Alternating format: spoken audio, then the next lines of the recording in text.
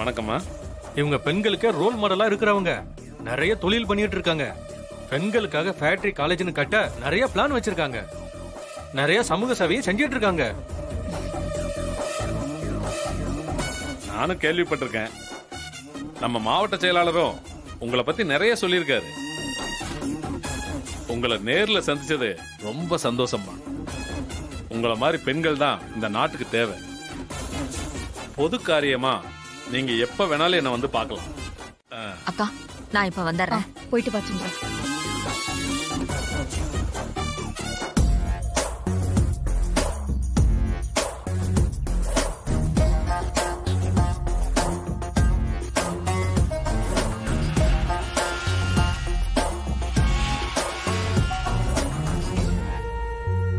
வா சந்திரா.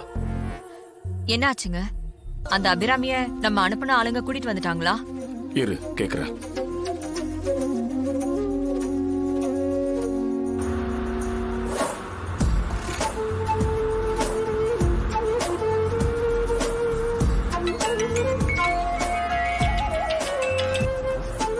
ஹலோ, சொல்லுங்க சார்.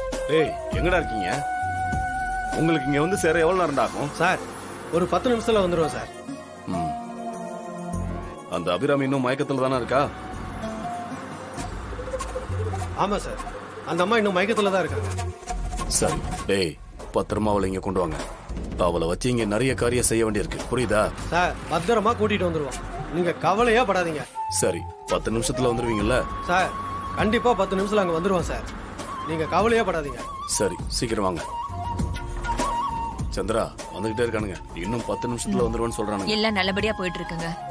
அந்த அபிராமிய கூட்டிட்டு வந்து உண்மையை நிரூபிச்சுட்டா போதும். அதுக்கப்புறம் அந்த டிரைவர் பையல அக்காவை வீட்டை விட்டு துரத்திடுவா. அதுக்கப்புறம் அக்கா குடும்பத்தை நாம நினைச்ச மாதிரி எப்படி வேணாலும் ஆட்டியும் வைக்கலாம், பழியும் வாங்கலாம். ஆமா மருமகளே, உன் அக்காவால நானும் ஜெயில் வரைக்கும் போய் அவமானப்பட்டு வந்திருக்கேன். அவளை பழி தீத்தாதான் என் மனசாரும். சரிங்க, நான் வரேன். சரிம்மா.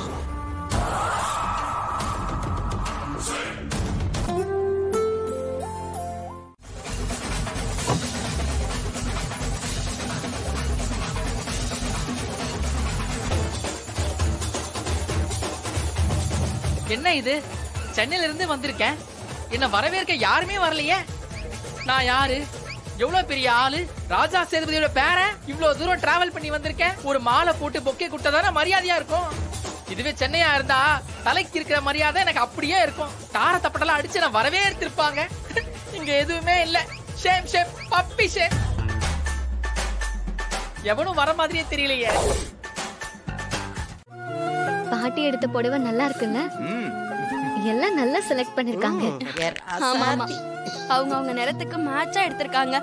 எனக்கு இந்த கலர் ரொம்ப பிடிச்சிருக்கு பாட்டி. என் தங்கம் ரோகிணி, Dress சூப்பர். அம்மா, ரொம்ப வருஷத்துக்கு அப்புறமா நம்ம வீட்டுல தங்கி தூங்குனது மனசுக்கு ரொம்ப சந்தோஷமா இருக்குமா. ஒரு புத்துணர்ச்சியாவும் இருக்கு. இவ்வளவு காலம் இதெல்லாம் மிஸ் பண்ணிட்டோமேன்னு வருத்தமாவும் இருக்குமா. சரியா, பழசெல்லாம் பேசி என்ன ஆக போகுது? மறுபடியும் நீ எங்களுக்கு பிள்ளையா கிடைச்சு இங்க தங்கி இருக்கிறது எனக்கு சந்தோஷமா இருக்கியா? பாட்டி, என்று தனியும் இந்த சுதந்திர தாகம்னு வெள்ளக்காரனுக்கு அடிமையா இருந்த நம்ம ஆளுங்க அன்னைக்கு சொன்னாங்க. இன்று தனிந்தது எங்கள் சுதந்திர தாகம்னு எங்க அத்தைக்கு அடிமையா இருந்த எங்களுக்கு தான் தெரியும் பாட்டி அந்த ஃபீலிங். எங்களுக்கு தான் தெரியும் அந்த ஃபீலிங். சரியா, இன்னும் கொஞ்ச நேரத்துல சாமி நகையை வாங்கறதுக்கு ஊர்க்காரங்க எல்லாம் வந்துருவாங்க. நாம இந்த நகைகள் எல்லாம் எடுத்துக்கிட்டு கோயிலுக்கு போவோம். பாட்டி, இத்தனை வருஷமா கோயில் கும்பாபிஷேகம் நடக்காமலே இருந்துச்சு. இப்பதான் அது நல்லபடியா நடக்க போகுது. சோ அந்த கோயில் நகையெல்லாம் உங்க கையிலே எடுத்துட்டு வாங்க பாட்டி. ஊர் மக்கள்லாம் சந்தோஷப்படுவாங்கல்ல. ஆமாமா, நீ கொண்டு போனதான் நல்லா இருக்கும். சரியா, நான் போய் எடுத்துட்டு வரேன். பாத்துமா.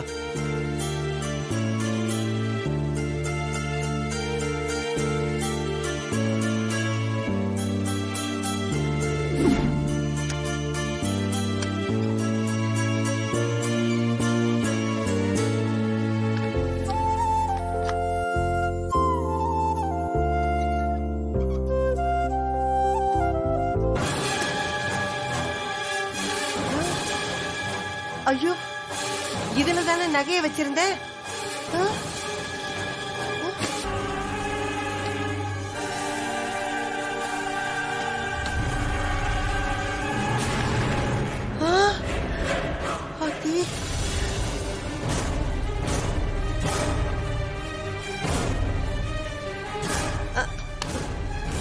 ஐயோ,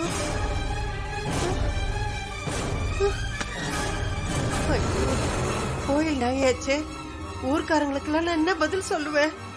ஐயோ கடவுளே, இங்கதானே வச்சிருந்தேன். ஐயோ காணுமே, எங்கேயுமே காணோம். ஐயோ, இங்க வச்சிருந்த நகை எங்க போயிருக்கோம்? கடவுளே.